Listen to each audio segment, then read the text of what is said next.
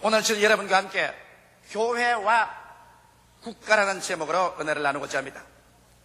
예수님께서 유대 나라에 복음을 전하고 계실 때 유대인들은 어찌하든지 예수님과 로마 정부와 대결되게 하려고 무척 애를 썼습니다. 한번은 예수님께서 복음을 전가하고 계시는데 원수들이 예수께 나와서 굉장히 어려운 질문을 했습니다. 주님, 우리 질문할 것이 있습니다. 무엇입니까? 그러니까 로마 사람에게 세금을 내는 것이 옳은 일입니까? 옳지 않습니까? 이야말로 대단히 심각한 문제인 것입니다. 왜냐하면 그 당시에 유대 나라는 로마의 식민지로 있었습니다. 로마는 유대민족들에게 무서운 세금을 매겨서 유대인들의 세금을 빼앗아갔었습니다. 이렇기 때문에 모든 유대인들이 이 로마 사람에 대해서 원한에 사무치에 있었습니다. 이러므로 유대인 애국자들은 로마에게 세금을 내지 말라고 암암리에 전기하고 있었습니다. 이런 판국에 유대인의 메시아라고 하신 예수 앞에 로마 사람에게 세금을 내야 옳습니까? 옳지 않습니까? 이 질문을 했었습니다. 세금을 내지 말라고 말하면 즉시로 로마 관원에 고발해서 이는 로마 정부를 비방하고 반대하는 운동을 한다고 해서 예수님을 체포해서 사형당하게 하려고 한 것이요. 세금을 내지 말라고 하지 않고 세금을 내라고 한다면 이는 유대민족의 배반자다. 유대민족의 메시아라고 하셔 로마의 죽은 노릇이라고 있다. 이는 우리가 따라갈 수 없다. 이렇게 올무에 넣으려고 하는 것입니다. 그래서 예수님은 이렇게도 잡히고 저렇게도 잡힐 수밖에 없도록 올무를 놓았습니다. 이때 예수님께서 그들에게 말하기를 너희에게 동전이 있거든 한 번 내놓으랬습니다. 그 동전을 내놓으니까 예수님께서 그 동전을 보여주면서 이 동전에 그려놓은 화상이 네 화상이냐? 가이사의 화상입니다. 그때 예수님께서 그러면 가이사의 것은 가이사에게 드리고 하나님의 것은 하나님께 드려라. 이렇게 말씀하시니까 예수님을 올무에 넣으려고 하는 사람이 그만 망연자실해서 무엇을 질문할지 모르게 되고 말한 것입니다. 여기에서 예수님께서는 분명하게 국가에 드릴 것은 국가에 드리고 하나님께 드릴 것은 하나님께 드려서 국가와 하나님의 나라를 분명하게 분리시켜 놓으신 것입니다. 그렇기 때문에 예수님께서 유대 땅에서 3년 반 동안 복음을 전가할 동안에 그는 군중들을 선동해서 로마 정부를 대적하는 그러한 결사를 한 적도 없고 사회에서 밀란을 일으킨 적도 없으며 사람들에게 불평과 불만을 심어준 적도 없었습니다. 예수님은 오로지 하늘나라의 복음을 전하는 것입니다. 병든 자를 고쳐주고 죄인을 용서해주며 귀신을 쫓아내고 죽은 자를 살리며 불안과 절망에 처한 자에게 평안을 주시고 주님은 다가올 하늘나라에 관해서 복음을 전하는 것입니다. 이렇기 때문에 로마 정부에는 예수 그리스도가 조금 더 위협적인 인물이 되지 않으셨습니다. 유대인 종교가들이 예수님을 시기해서 예수님을 포박해서 로마의 총독인 빌라도에게 내어주어서 사형에 처하려고 했지만은 빌라도가 도무지 예수에게 조금 더 위험성을 발견할 수가 없고 예수에게 죽일 만한 죄가 없는 것을 발견해서 예수를 놓아주려고 군중 앞에 나가서 3번이나 발부둥을 치고 애를 쓴 사항이 성경에 분명하게 기록되어 있는 것입니다. 이러므로 로마 정부는 예수 그리스도가 조금 더 정치적으로 사회적으로 위험인물이 아니라는 것을 확정하고 있었던 것입니다. 그러므로 예수 그리스도의 복음이라는 것은 하늘나라의 복된 소식을 전가하는 것이고 이 세상 정치나 사회의 문제에 적극적으로 개입해서 소요를 일으키고 문제를 일으키는 것이 아니라는 것을 예수 그리스도 자신이 친히 우리에게 증명해 주시고 있습니다. 그러면 오늘 이 시간에 저는 교회와 국가 간에 얽힌 여러 가지 문제에 관해서 한번 알아보고자 하는 것입니다. 첫째로 성직자의 양심과 국민적인 양심에 관해서 말씀해 드리고자 합니다. 요사이 심심찮게 메스홈을 통해서 성직자의 양심과 국민의 양심에 관한 일들이 말해지고 있습니다. 예를 들어 말하면 국가에 반역한 죄를 짓든지 살인죄를 짓고 방화죄를 지은 사람이 성당이나 교회에 뛰어와서 은신처를 구한다면 성직자는 어떻게 할 것이냐? 어떠한 성직자는 성직자의 양심에 따라서 국가의 반역죄를 짓든지 살인죄를 짓더라도 교회에서는 이 사람을 감추어주고 숨겨주어야 된다는 사람도 있고 또 다른 사람은 그렇지 않다. 그 사람이 국가의 반역죄를 짓고 살인죄를 짓고 방화죄를 했으면 이 사람은 반드시 국가에 범죄한 이상 성직자도 이 사람은 국가의 공평한 심판을 받기 위해서 사직당국에 내줘야 된다. 이와 같은 여러 가지 토의 상황이 있는 것입니다. 우리는 과연 성직자의 양심과 국가의 국민으로서 양심, 이 두 갈래길에서 어떻게 해야 될 것이냐. 저는 이곳에 대해서 저 개인의 소신을 여러분에게 말해드리고 싶습니다. 여러분, 성직자는 성직자의 양심이 있습니다. 성직자의 양심이란 불의와 죄를 책망하는 마음인 것입니다. 이 세상에 불의와 죄를 보고 난 다음에 그것도 두둔하고 감추어 준다면 이것은 성직자로서의 그 양심에 위배되는 일을 하는 것입니다. 예수님께서는 오셔서 회개하라, 천국이 가까웠다는 것입니다. 성직자는 죄와 불의 속에 있는 사람을 회개시켜야 될 마땅한 의무와 책임이 있는 것입니다. 이러므로 어떠한 범법자가 성당이나 교회를 찾아올 때라도 성직자는 그 사람을 데리고서 기도해주고 말씀을 전개해서 그 양심에 그리킨 죄를 회개하고 통회하도록 만들어줘야 되는 것입니다. 그리고 사랑과 용서를 베푸는 마음으로 하나님 앞에서 하나님을 대변해서 그 영혼의 죄와 그 행위의 죄를 용서해주고 나아가서 자비와 긍휼을 베풀어서 용기를 가지고서 인생을 재출발하게 만들어줘야 할 것입니다. 그러나 성경에는 그 행함이 없는 믿음은 죽은 믿음이라고 했습니다.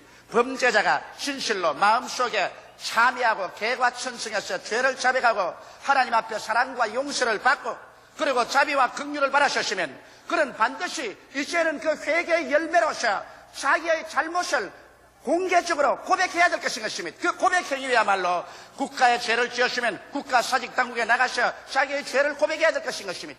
행위로 나타나지 않은 그와 같은 진실한 고백은 고백이라고 할 수가 없는 것입니다. 이러기 때문에 성직자는 영적인 직분으로서 범죄자에게 불의와 죄를 깨닫게 해서 회개시키고 하나님을 대변해서 사랑과 용서를 베풀어주고 자비와 긍휼을 베풀어서 용기와 격려를 줄 수는 있지만은 그 사람이 개과천성했으면 그 회개한 열매로서 그가 나아가서 국법을 어겼으면 국가사직당국에 살인했으면 살인한 죄, 방화했으면 방화한 죄를 국가 앞에서 받아야 하는 것입니다. 왜냐하면 성직자는 국민적인 직분을 또 시행해야만 되는 것입니다.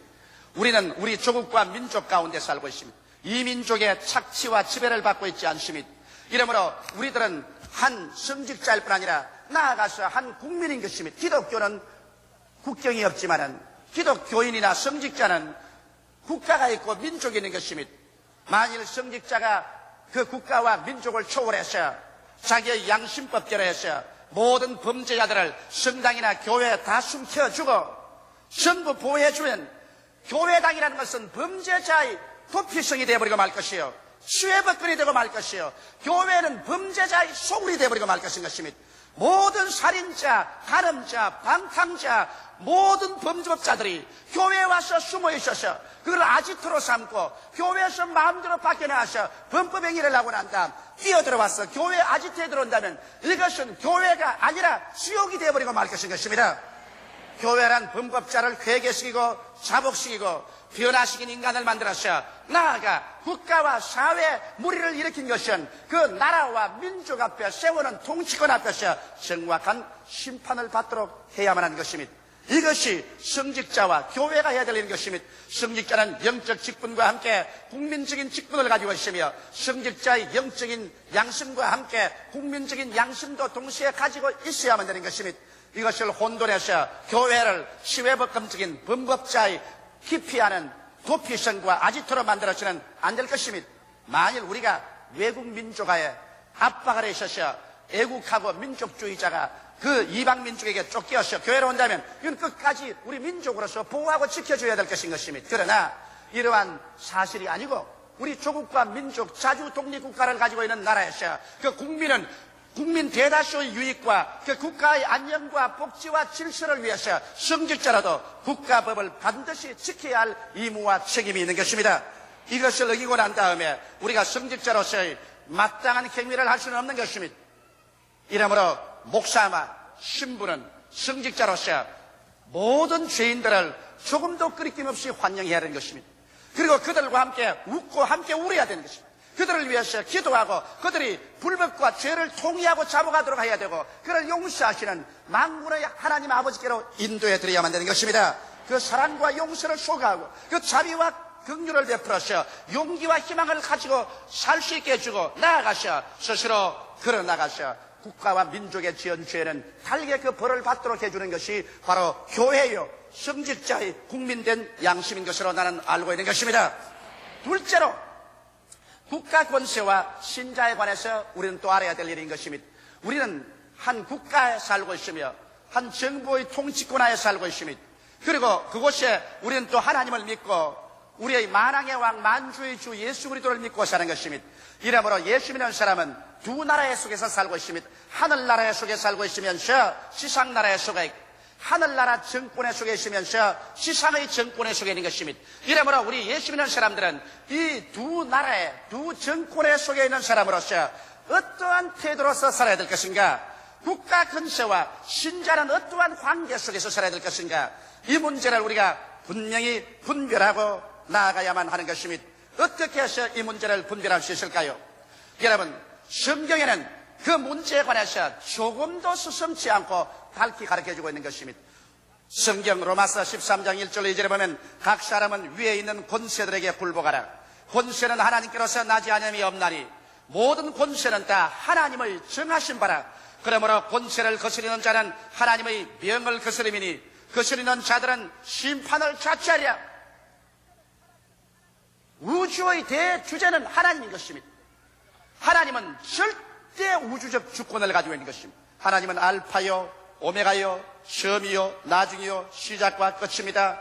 하나님께서는 이방 나라를 세우기도 하고 그 주권자를 일으켜 세우기도 하며 그 주권자를 보좌에서 내려오기도 하고 나라를 망하기도 하는 주권은 하나님께 있는 것입니다. 그러므로 성경 말씀하면 악인은 악한 때 적당하게 만들어나니라고 말한 것입니다. 이러므로 하나님께서는 선악간에 이 세상을 주장하는 하나님이신 것입니다. 우리 인간의 이성으로 깨달을 수 없는 일들이 많이 있지만 그러나 최후에 주님께서 온 세상을 심판할 때 하나님이 왜 그렇게 하신가를 절대 주권자가 우리에게 보여주실 것입니다. 그러나 이 땅에 사는 동안에 우리는 하나님이 하시는 일을 이해할 수 있을 때도 있고 인간의 지성으로서 이해할 수 없을 때도 있는 것입니다. 그러나 주권자에게 우리가 취해야 될 때로는 순종이 있는 것입니다. 그러면 하나님께서 이 세상에 나라를 세우시고 정부를 세우신 것은 주님께서 허락해야 그 국가와 권세자가 일어날 수 있는 것입니다. 이렇기 때문에 성경은 말하기를 각 사람은 위에 있는 권세들에게 굴복하라고 말한 것입니다. 이 글을 쓸 때 사도 바울 선생은 유대민족이나 이방민족들에게 이 글을 쓸 그 당시의 정황을 우리가 분명히 깨달아 알아야 되는 것입니다. 이 당시는 로마의 가혹한 착취하에 놓여 있는 것입니다. 이 로마의 속박과 식민지하에 놓여 있었습니다. 그럼에도 불구하고 바울 선생은 로마 정부의 국가 권세에 굴복하라고 말한 것입니다. 우리는 이해할 수 없습니다.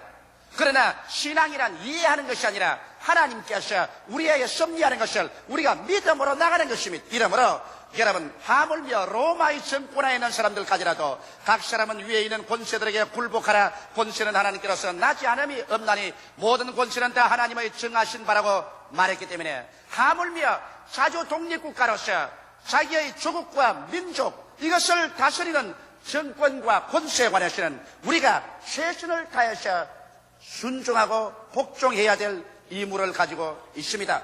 이것은 성경이 우리 신자들에게 명령한 사실인 것입니다.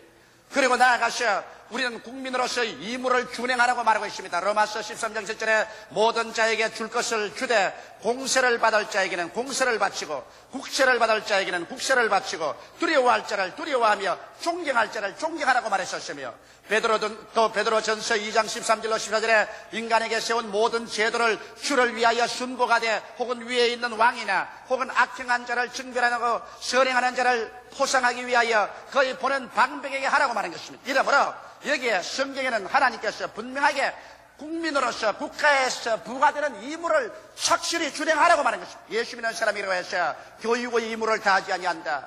혹은 납세의 의무를 다하지 아니한다. 병력의 의무를 다하지 않는다. 국민으로서 시민으로서 우리는 의무를 다할 필요 없다. 우리는 곧 천당 갈 것이니까 천국 시민이므로 우리는 이 땅에서 우리의 할 일은 안 해도 괜찮다. 이러한 것은 있을 수가 없는 것입니다. 하나님의 권세와 위엄이 우리로 하여금 우리에게 국민적인 의무, 시민으로서의 의무를 마땅히 준행하는 것이며 존경할 자는 존경해서 왕을 존경하고 대통령을 존경하고 반대들을 존경하며 세금 낼 걸 내고 관세 낼 것은 내고 이래서 국가의 법을 준수하고 의무를 다하라는 것을 여기 신자들에게 분명히 말한 것입니다. 신자들이라고 해서 그 나라의 치외불금적인 행동을 하라는 것은 아닌 것입니다. 나아가서 또 우리 신자들에게는 믿지 않은 자보다 더 무거운 임무를 부과하는 것입니다. 조국과 민족을 위해서 다스리는 자들을 위해서 기도하라고 명령하고 있는 것입니다. 디모데전서 2장 1절 2절에 보면 그러므로 내가 첫째로 권하노니 모든 사람을 위하여 간구와 기도와 도구와 감사를 하되 임금들과 높은 지위에 있는 모든 사람을 위하여 하라. 이는 우리가 모든 경건과 단정한 중에 고요하고 평안한 생활을 하려 함이라. 저는 우리 교회에서 반드시 나라와 민족을 위해서 기도하고 대통령과 높은 자리에 있는 사람들을 위해서 기도합니다. 왜? 저는 성경이 그렇게 하라고 명령했기 때문에 그렇게 하는 것입니다. 제가 누구보다 애국자가 되어서 그런 것도 아니요 신정부 인사가 되어서 그런 것도 아닌 것입니다. 만왕의 왕 만주의 주 되신 우리 주님께서 나보고 이 땅에 사는 이상 이 나라의 지배자를 위해서 기도하고 이 나라 정부를 위해서 계속해서 기도하라고 명령하고 계시므로 저는 하나님의 명령에 순종해서 제가 그렇게 하고 우리 성도들이 그렇게 하도록 가르치는 것은 성수의 하나님께서 그렇게 하라고 해주시기 때문인 것입니다. 우리들은 하나님의 백성이요 하나님을 순종하는 사람들이기 때문에 하나님의 뜻대로 살아야 될 것인 것입니다. 그러면 이런 질문이 마땅히 나올 것입니다. 그렇다면 정부가 명령하는 것이면 무엇이든지 무조건하고 다 순복해야 되느냐? 그렇지는 않습니다. 여기 예수께서 말씀한 것처럼 가이사에게는 가이사에게 하나님의 것은 하나님께 바치라고 했는데 정부가 정부의 권한을 뛰어넘어서 하나님의 일에 관여하게 될 때 우리는 목숨을 바치고 그 일에 대해서는 저항하고 순종 안 합니다. 만일 우리 대한민국 정부라도 정부가 할 일이 따로 있고 하나님의 할 일이 따로 있는데 하나님의 일에 대해서 간섭해서 이것을 저지하면 저는 목숨을 바치고 그 점에 대해서는 절대로 타협하지 않고 순종하지 않습니다. 예를 들어 말하면 국가 건세 불복종한 일이 성경에 기록되어 있습니다. 사도행전 4장 18절로 20절에 보면 사도들이 그 당시에 국가 권력에 잡혀가서 예수 그리스도를 전도하지 못하도록 협박을 받았었습니다.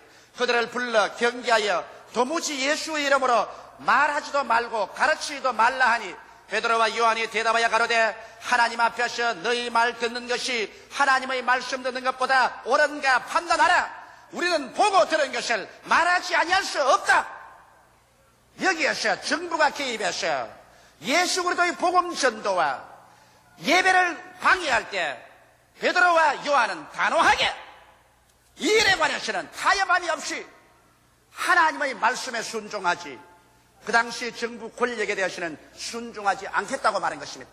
이것은 어제나 오늘이나 동일한 것입니다. 오늘날에 와서 여러분 하나님의 일에 관여하게 되어서 예배를 보지 못하게 하고 전도 못하게 할 때 그때는 사생 결단하고 우리는 순종할 수 없습니다. 나아가서 또 정부가 범죄 행위를 강요할 때 순종할 수 없습니다. 일정 30년 동안에 일본의 태양신인 아메데라스 오미가미를 섬기게 한 것입니다. 그럴 때 우리 교회는 목숨을 걸고 일어나서 태양신에 대해서 반대했습니다. 정부가 나아가서 신사참배같이 그렇지 않은 이부 공산주의 사회 속에서 김일성이를 전능한 하나님처럼 섬기려고 할 때 이때는 절대로 반대합니다. 우리는 하나님 이외에 절하지 아니하고 하나님 이외에 섬기지 않습니다. 이렇기 때문에 정부가 범죄 행위에 우리를 가담시켜서 그를 시키려고 할 때는 우리는 목숨을 바치고 그것을 시행하지 않습니다.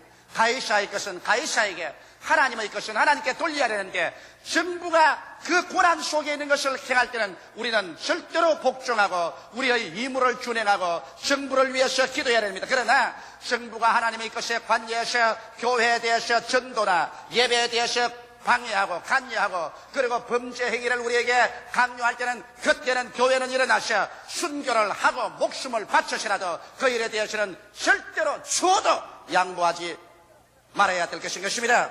셋째로 그러면 교회와 사회 참여에 관해서 제가 말씀하고자 하는 것입니다. 오늘날 종종 교회는 사회 참여해서 사회에서 정치적으로 억압된 자 그리고 사회적으로 불평등을 당한 자 가난한 자, 헐벗은 자, 굶준 자를 위해서 사회 개혁과 혁명의 폭력을 사용해서라도 일선에 나서야 된다고 말하고 있는 것입니다. 과연 이것이 교회가 할 사명일까요?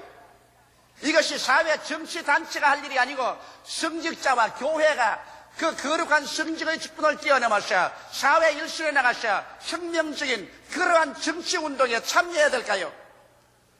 교회에게 주어진 하나님의 명령은 복음 전교의 명령인 것입니다. 우리가 전도하는 것은 이 세상이 유토피아가 된다고 전도하지 않습니다.